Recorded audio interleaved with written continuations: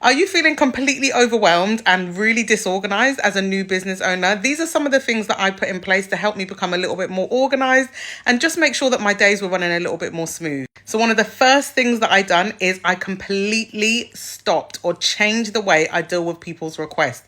I have my mobile phone with me. If I don't have my mobile phone with me or I don't have a notepad, then anyone's request, running out of shampoo, annual leave, whatever it may be, is going to completely go out of my head. So I even got one of these things to put my mobile phone around my neck so that anytime someone's making a request, I can put it either in my notepad or my mobile phone. If I don't have either one of those, then I ask people to text or email it to me so that I can jot it in my mobile phone or in my notepad after the fact.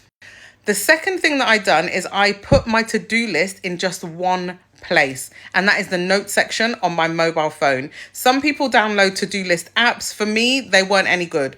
I used to have notes on the wall inside my office. I used to have them in my actual notepad or my planner, and then I'd have them in the note section on my phone. Far too many places. Just stick to one place to have your actual to-do list that you can refer to throughout the day, in the mornings or in the evenings.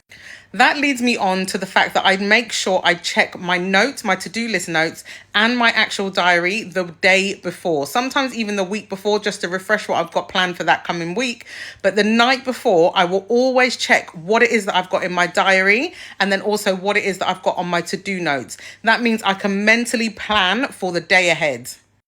The next thing that I do is every single morning, I will restructure my day. So if I've got a day of actual physical clients where I'm going to be doing their hair and I've got meetings planned throughout the day, I make sure that I structure in all of the things that I've got to do on my to-do list. And I would start my first client at 11:30 rather than 10 o'clock like everybody else, so that when everyone else starts their first client, I'm getting some of those things done on my to-do list. So I start my day a little bit after everybody else, and that helps me to get through my to-do list. Another thing that I strongly recommend is do not be afraid to allocate tasks out to different people within your team. Now, if they're really managerial, like business owner type of task, people are going to want some form of compensation for it. They're going to want their job description and everything to be changed. But those minor things that just take up time within your actual day, don't be afraid to allocate them out to people. For instance, I completely changed the job description of our front of house member of staff.